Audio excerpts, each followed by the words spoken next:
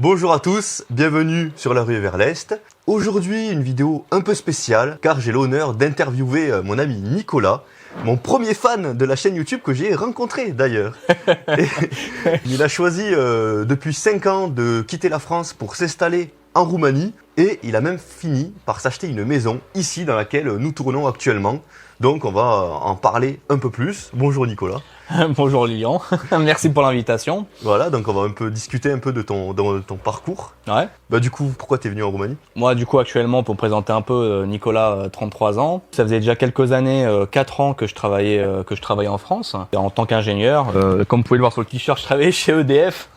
Aujourd'hui c'est des t-shirts de travaux. J'étais en Normandie, donc moi je suis de Paris à la base. J'ai habité 7 ans à Rouen, donc j'ai étudié 3 ans et j'ai travaillé 4 ans. Donc 7 ans au total. J'avais 28 ans, j'étais célibataire, j'avais pas d'enfants. Donc je me suis dit, voilà, si j'ai envie d'avoir une expérience à l'étranger, une expérience professionnelle et personnelle à l'étranger, c'est le moment ou jamais parce que, voilà, peut-être que dans 2 ans, ce sera plus pareil, je serai bloqué professionnellement ou même personnellement. Voilà, j'ai pris le risque, j'avais quand même plutôt un bon boulot, mais j'ai pris le risque de quitter EDF et du coup je suis passé via le VIE, donc je sais pas si tu connais, pour leur expliquer un peu à nos téléspectateurs. Quelles sont les initiales de VIE? VIE, c'est Volontariat International Entreprise, donc c'est un système qui est mis en place par la France depuis, je sais pas, 20-30 ans, quelque chose comme ça.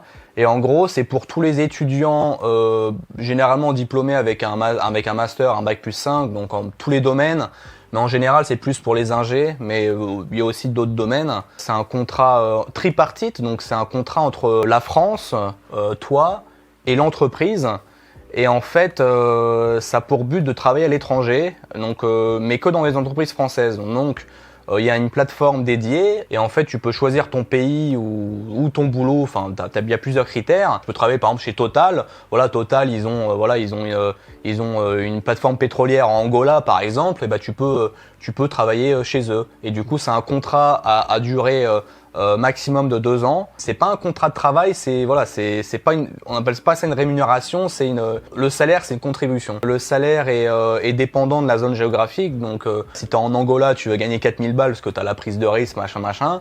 Et si t'es en Roumanie, ça va être moins, enfin bref, et dans tous les pays du monde. Et il y a plein d'entreprises françaises. Généralement, c'est pour les gens qui sortent d'école. Moi, j'avais déjà travaillé 4 ans. La seule condition, c'est qu'il faut avoir maximum 28 ans à l'inscription. Donc du coup, moi, j'étais à 28 ans pile, donc c'était le moment ou jamais. Et c'est vraiment un contrat sûr parce que il y a tout qui est inclus avec l'assurance santé, etc. Le voyage, pour avoir sa première expérience en l'étranger, c'est vraiment le must, quoi. Parce qu'il y a vraiment tout qui est inclus. Au début, je voulais partir plutôt, je voulais rester dans l'Europe quand même. J'avais pas mis ma zone géographique ailleurs, en Afrique, en Asie. Ni aux États-Unis. Peut-être que sur le moment je regrette, j'aurais peut-être pu regarder aussi ce qui se passait aux États-Unis, mais je voulais quand même rester en Europe. Mais je voulais pas en Europe de l'Ouest. Pourquoi? Parce que j'ai déjà fait un Erasmus en Espagne, j'ai fait aussi un Erasmus à Malte. Moi, j'étais en Angleterre, Allemagne, etc. Donc voilà, je connaissais plutôt bien l'Europe de l'Ouest entre guillemets, et je voulais quelque chose de différent, mais pas trop différent. Donc du coup, l'Europe de l'Est, c'était ce que je visais. Pologne, Tchéquie, Hongrie, Roumanie, voilà. Et du coup, j'ai eu une opportunité de travailler en Roumanie. Et donc du coup là, j'ai signé et du coup, je suis arrivé au mois d'août 2021. Je suis arrivé à Bucarest. Du coup, à Bucarest, je suis arrivé. Et combien de temps t'es resté du coup à Bucarest? Bucarest, je suis resté 1 an et demi. En fait, du coup, j'ai pas terminé mon contrat. Le contrat était de 2 ans. J'ai fait 1 an avec mon contrat VIE. Ça me convenait plus, donc du coup, j'ai cherché ailleurs et du coup, je suis resté à Bucarest. J'ai travaillé 6 mois pour une boîte italienne, donc du coup, j'étais plus sous contrat VIE. J'étais avec un contrat local roumain et j'ai travaillé avec une boîte italienne dans le domaine du photovoltaïque. Ça a duré 6 mois, donc je suis resté 1 an et demi à Bucarest. Et du coup, qu'est-ce qui t'a vraiment décidé de rester en Roumanie? Parce que t'aurais pu faire juste le VIE et repartir en fait. Le fait déjà que je suis passé sur un contrat local, déjà, ça change tout parce que là, j'étais avec un contrat français, avec l'aide française derrière, entre guillemets, le support français. Et du coup, je passais un contrat local. Je voulais rester plus de temps. Voilà, je commençais à apprendre la langue. Après 1 an, je commençais à me débrouiller, etc. Les copines, les nanas, etc.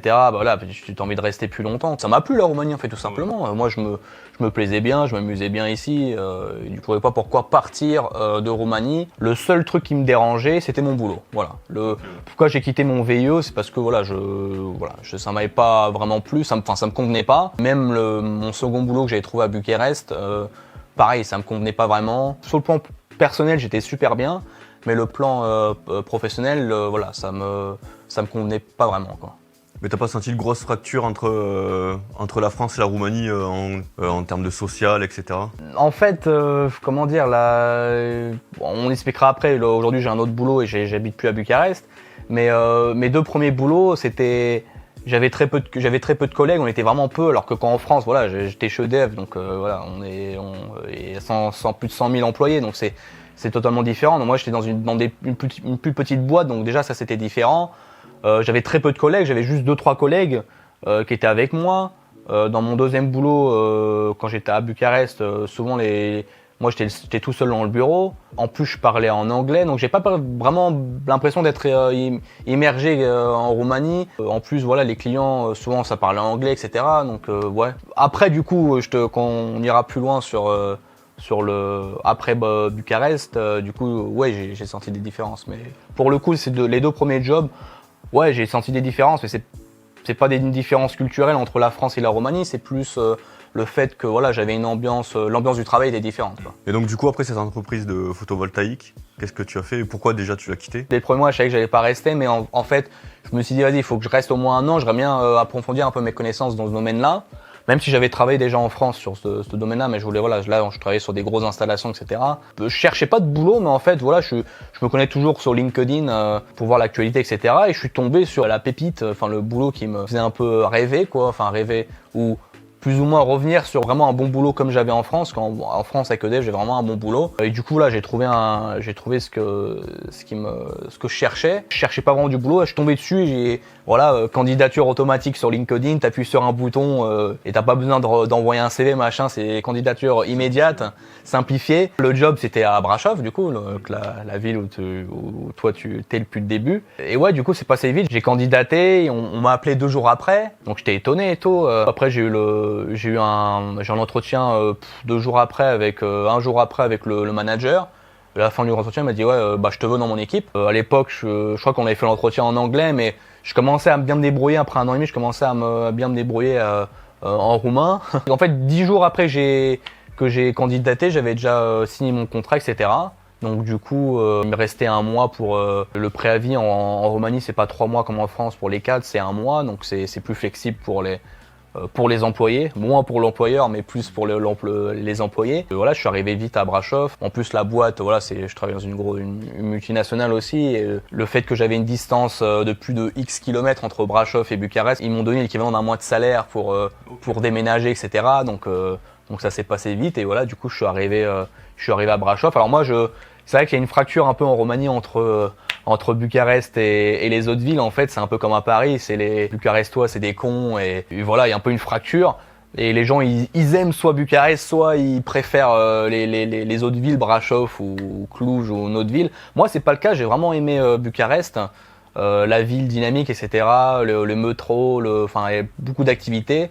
Il y a aussi une proximité en 2h, 2h30 en train, on est dans les montagnes, on est aussi en 2 heures à la mer. Moi j'ai vraiment aimé Bucarest et j'aime aussi Brasov, donc il y a des avantages et des inconvénients pour la vie à Bucarest et à Brasov. Mais bref, du coup ça me plaisait bien aussi Brasov, hein, donc du coup j'ai sauté sur l'occasion et du coup je suis arrivé à Brasov. Du coup ça fait 3 ans, pardon, ça fait 3 ans que je suis. Et t'es encore dans la même boîte? Je suis encore dans la même boîte, ouais. Je suis encore dans la même boîte, donc du coup, je suis content sur le plan professionnel parce que c'est ça qui me manquait en fait en Roumanie quand j'étais arrivé. Professionnellement, c'était pas tip top, quoi. Donc du coup, j'ai vraiment trouvé le chaussure à mon pied. Et du coup, là maintenant, on n'est pas à Brasov parce que du coup, t'as acheté une maison, mais pourquoi tu l'as pas acheté à Brasov du coup si c'est plus tranquille? Alors pour faire toute l'explication. Moi, je m'intéresse depuis plus de 10 ans. Je crois que j'ai commencé en 2013, quelque chose comme ça. Je m'intéresse à tout ce qui est un peu, autonomie. J'ai toujours aimé le jardin. J'ai toujours aimé les espaces verts, le jardin. D'ailleurs, j'ai fait un lycée horticole. Alors, j'ai pas fait 3 ans, j'ai fait 2 ans. Je suis pas allé jusqu'à la terminale, mais je voulais travailler vraiment dans ce domaine-là. J'ai toujours voulu avoir soit habiter complètement dans la maison de campagne, à proximité d'une ville, soit avoir une maison secondaire. Bon, ça c'est le must, hein, mais j'ai toujours eu ça. Que quand j'étais en France, j'avais toujours ce projet-là d'acheter, voilà, d'avoir du jardin, développer une autonomie, etc. Donc voilà, il y a 10-15 ans, c'était pas très commun, mais aujourd'hui sur voilà, sur Internet, sur YouTube, enfin, des gens qui veulent self-sufficient, machin, surtout après le Covid. Hein, ouais, il y a eu une grosse explosion. Du coup, j'ai toujours été branché par ce truc-là, et voilà, le fait que voilà, j'ai quitté la France, bon bah du coup, j'avais rien acheté en France, j'étais locataire. Et du coup, dès que je suis arrivé à Bucarest, donc du coup il y a 5 ans, ça fait 5 ans que je suis en mois d'août, ça va faire 5 ans que je suis en Roumanie, comme toi, je crois, du coup. Exact. Donc, on se connaissait pas, mais on est arrivé en même temps. On est arrivé le même mois et la même année. Dès que je suis arrivé en Roumanie, genre 2 mois après, j'ai commencé à rechercher une maison, quoi. Je suis dit, les prix ils sont plus bas, ils sont plus bas. Alors ça dépend dans quelle région, mais en général, on peut choper des maisons. Alors les maisons avec une qualité différente, hein, c'est pas des belles maisons en pierre taillée. C'est plutôt des maisons en bois, voilà, de moindre qualité, mais on peut trouver des choses à prix convenable. Moi, je voulais pas faire un prêt, je voulais acheter cash. J'ai peut-être la possibilité d'habiter en ville et d'acheter une maison de campagne. Donc c'est vraiment le truc que j'aurais pas pu faire en France, quoi. Parce qu'une maison de campagne, j'aurais dû faire un prêt, et en ville plus un loyer. Enfin, j'aurais pas pu m'encadrer, quoi. Alors qu'ici, j'avais les moyens d'avoir mon loyer, quoi, et en plus si j'avais un peu d'argent de côté, de payer une maison cash, quoi. Et en Roumanie, forcément, une maison en campagne, t'as le puits, t'as pas d'impôts, enfin voilà, la taxe sur habitation c'est 40 balles par an, quoi. Donc les frais sont moindres, quoi, par rapport en France. Pareil, même sur l'achat d'une maison, les frais de notaire, etc., c'est 3 fois rien. Donc du coup, ça fait moins de risques, quoi. Donc si jamais je me plante et je revends la maison, les frais de notaire en France de 8% machin, tu te les prends pas ici en Roumanie. Donc si tu veux revendre ta maison parce que finalement tu te plais pas machin, tu perds moins de plumes par rapport en France. À part si t'as fait une grosse plus-value, hein, mais voilà. Pour revenir à ce que je disais, ouais, chercher une maison en Roumanie. Donc quand j'étais à Bucarest, j'avais un rayon de recherche je m'étais fixé 2h30. Moi je suis arrivé au mois d'août, ma première maison que j'ai visitée, alors c'était un terrain d'ailleurs, c'était pas une maison, c'était du coup à côté de Brașov, c'était Poiana Marului, j'ai oublié exactement comment, mais c'est une belle, c'est un super beau coin à Brașov, à 40 minutes de Brașov, et du coup c'était à 2h30 de voiture de Bucarest. Donc du coup dès le mois d'octobre, donc 2-3 mois après mon arrivée, j'avais visité mon premier bien, quoi. Donc et en fait quasiment tous les mois je visitais. Alors je faisais, voilà, après il faut se renseigner tu te renseignes sur internet. Au début je parlais pas roumain, mais tu cherches machin sur internet, tu traduis sur Google Trad. À l'époque il n'y avait pas encore ChatGPT, etc. Tu traduisais, tu essayais de comprendre un peu comment ça marchait en Roumanie, quoi. Comment acheter une maison. Au début je savais pas si je voulais faire construire, acheter un terrain, faire construire, acheter de l'existant et rénover. Donc je savais pas trop, mais tu te renseignais un peu, ouais, terrain constructible, non constructible, comment sont les lois en Roumanie et tout. Donc en fait, même si je voulais pas acheter dès le début prêt à mettre des sous 2 mois après mon arrivée en Roumanie, ça me faisait une expérience en fait déjà de visite, de savoir poser les bonnes questions, d'expérience, etc. J'ai visité qu'une à Brașov, mais après ouais, en fait Brașov c'est au nord des montagnes. Et moi je visitais plutôt au sud, donc toute la région d'Argeș, Valcea, enfin j'ai visité vraiment beaucoup de maisons. Quand je suis parti de Bucarest, j'avais déjà visité, je pense, peut-être pas 20, mais une quinzaine de biens, quoi, terrain et maisons confondus. Donc voilà, donc j'avais déjà accumulé une certaine expérience, mais je m'étais pas pour autant, j'avais rien trouvé de convenable vraiment. Et quand je suis arrivé à Brașov, j'ai pas oublié ce rêve-là, donc il faut continuer de chercher les terrains ou les maisons, etc. Sauf que là, arrivé à Brașov, j'avais une nouvelle zone de recherche, entre guillemets. En fait, j'étais déçu, entre guillemets, quand je suis arrivé à Brașov, parce qu'en fait, tout ce qui est autour de Brașov, c'est super cher, en fait. 1 heure autour de Brașov, c'est cher. Donc, avoir sa maison à côté du château de Bran, tu vois, une très belle 40 minutes de Brașov qui est super beau, là-bas, c'est un peu c'est le Saint-Tropez de Brașov, quoi. Tout est très cher. Alors, très cher, c'est relatif, hein, je veux dire. Avec 100 000 euros, tu t'achètes quelque chose, mais moi, je visais un truc en dessous de 40 000 euros, donc ça reste pas cher malgré tout. Dans une zone montagneuse en France, ça sera beaucoup plus cher par rapport à Brașov, mais par rapport à mon budget, moi j'avais un budget qui était plutôt limité. Brașov, j'ai oublié, quoi, donc du coup je cherchais pas 2h30, je cherchais plutôt à 2 heures maximum.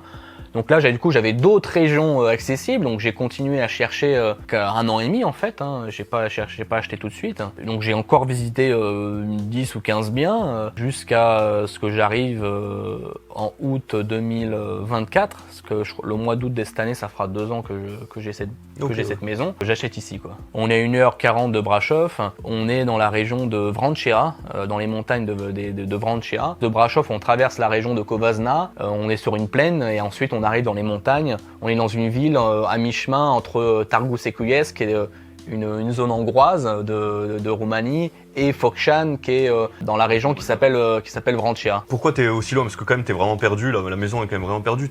La plus proche ville, elle est à quoi? 40 minutes à peu près? Après ça c'était pas voulu, je cherchais pas un truc isolé. De toute façon ici on n'est pas isolé, on a des voisins de partout. Hein. Je suis pas on n'a pas une maison ici on verra qu'on filmera dehors, mais on n'a pas une maison au milieu de la forêt. Je voulais la maison dans les montagnes, quoi. Pour un projet d'autonomie, c'est discutable d'être dans les montagnes parce que il y a beaucoup d'inconvénients d'être dans la montagne, mais j'avais visité d'autres maisons qui étaient dans la montagne, mais plutôt proches d'une ville, tu vois, enfin d'une ville de 10 000 habitants.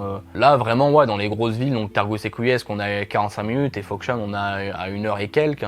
Donc c'est pas voulu, quoi. Vraiment, voilà. De toute façon, sur cette route-là, il y a que 2 villes dans les montagnes. Du coup, voilà, je suis installé dans une de ces 2 villes. Et qu'est-ce qui te plaît vraiment ici en particulier, quoi? J'avais mon critère montagne, donc ici je l'ai trouvé, parce que j'ai visité plein de maisons qui n'étaient pas vraiment dans les montagnes. Hein. J'ai visité plein de maisons qui étaient plutôt dans les endroits vallonnés. Quelques maisons dans des plaines aussi, mais plutôt vallonnées. Là, j'ai eu vraiment le critère montagne validé, parce qu'on est vraiment plein dans les montagnes. On est dans une vallée de montagne. Avec mon budget, de toute façon, forcément, t'es vite limité. Donc c'était mon budget qui me limitait, en fait. Moi, si j'avais pu être à une demi-heure de Brașov, je serais à une demi-heure de Brașov. Ce qui me plaît, c'est que j'avais les montagnes. J'étais à moins de 2 heures de route. Ce qui m'a plu, on le verra ensuite, j'étais un peu en retrait de la route principale qui traverse les montagnes. J'ai une rivière à proximité. On a une réserve à 500 mètres à pied.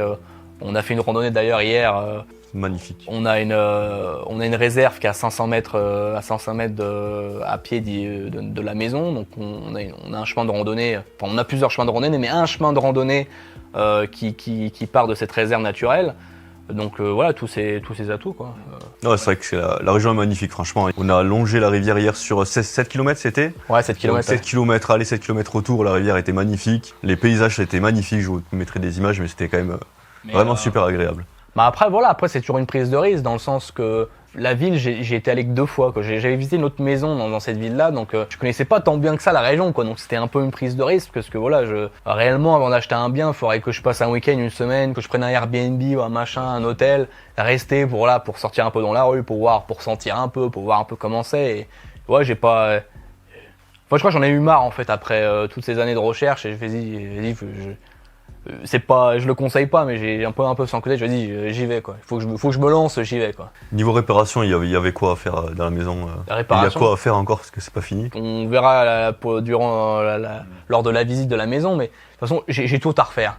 Et j'ai encore rien fait dans la maison. À part le fait que j'ai débarrassé la maison de toutes les merdes qu'avait laissé l'ancien propriétaire, j'ai encore rien fait, malheureusement. Ça fait 2 ans. Alors là, déjà, la première année était un peu cassée, parce que j'ai acheté au mois d'août, j'ai eu les clés au mois de septembre. Après, j'ai emménagé mes affaires ici, etc. Et après, arrivé l'hiver.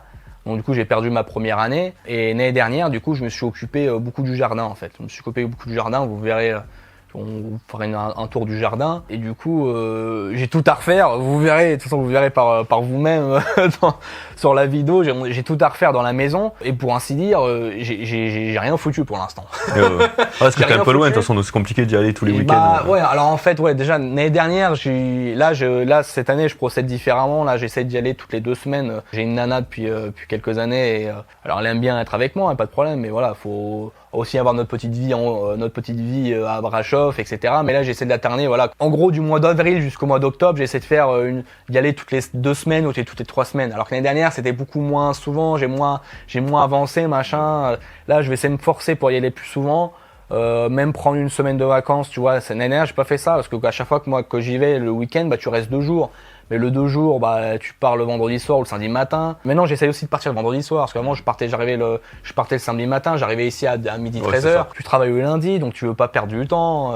Tu veux pas envie d'arriver à 23h chez toi, donc tu pars à 17h. 2 jours, c'est pas beaucoup. Donc l'année dernière, j'ai pas fait de genre de 7 jours consécutifs. Donc là, t'avances plus vite, tu vois. Donc voilà. Donc cette année, je vais procéder différemment. Et du coup, ouais. Et l'année dernière et jusqu'à présent, pour l'instant, j'ai attaqué que le jardin. Pourquoi le jardin? Parce que j'avais énormément d'arbres sur le jardin. Et le jardin, c'est quelque chose qui prend du temps. C'est-à-dire que si tu veux planter un arbre, c'est mieux de le planter au tout début. Parce que l'arbre, je sais pas, un arbre fruitier, il va faire ses premiers fruits au bout de 3, 4, 5 ans, tu vois, ça dépend de l'arbre fruitier. Donc c'est bien de le mettre dès le début, tu vois. Donc j'ai un tout petit terrain, j'ai que 300 mètres carrés et c'est voulu d'avoir un petit terrain, justement pour pas passer trop de temps quand tu viens tous les 2 semaines, pas passer une demi-journée à tondre la pelouse parce que tu as 4000 mètres de terrain. Et surtout, avoir un terrain de 4000 mètres de terrain, ça veut dire acheter des machines, des outils agricoles. Ça coûte de l'argent, etc. Et moi, je me suis dit, cette maison-là, c'est un projet, c'est un projet 1 en fait. Je veux commencer à rénover cette maison. Alors, est-ce que je vais le faire en 4 ans, est-ce que je vais le faire en 8 ans, on verra bien. Mais c'est mon premier projet de rénovation. Et ensuite, j'aimerais bien revendre ou je peux faire un business de Airbnb, machin. Et si j'ai la possibilité d'acheter plus grand. Voilà, c'est vraiment le projet brouillon, entre guillemets, avec toutes les erreurs que je peux faire, etc. Et dans X années, acheter quelque chose avec un terrain plus grand où je peux vraiment me mettre à faire de l'agriculture, avoir peut-être des poules ou autre chose, tu vois. Mais là, voilà, c'est vraiment le projet, mon premier projet de rénovation. Elle fait combien de mètres carrés à peu près? Ouais, en mètres carrés, je crois que sur les papiers, c'est... Ici en Roumanie, ils parlent de surface constructible. J'ai 70 mètres carrés de surface constructible, mais c'est juste le rez-de-chaussée. Vous verrez, j'ai aussi un étage. En fait, pour dire, je sais même pas mesurer la maison, mais ouais, je pense que je dois avoir... peut-être pas en loi Carrez, mais je pense que je dois avoir 80 mètres carrés. Okay, avec ouais. rez-de-chaussée, étage, en surface utile, je parle du coup. Bah écoute, je pense qu'on peut faire la visite. Qu'est-ce Ouais, que t'en penses? ouais, Tant qu'à faire, on a tout dit. On a tout dit. Allez, bon, de toute façon, on va continuer à parler un peu. Je prends la caméra et on est parti. J'espère que cette vidéo vous a plu. On se retrouve très vite pour la visite de la maison de Nicolas. Abonnez-vous pour ne pas la manquer. Et en attendant, vous pouvez regarder cette vidéo ou même explorer cette playlist qui s'affiche sur votre écran. Likez, commentez, dites-moi ce que vous en avez pensé en commentaire. Et à la prochaine. Bisous.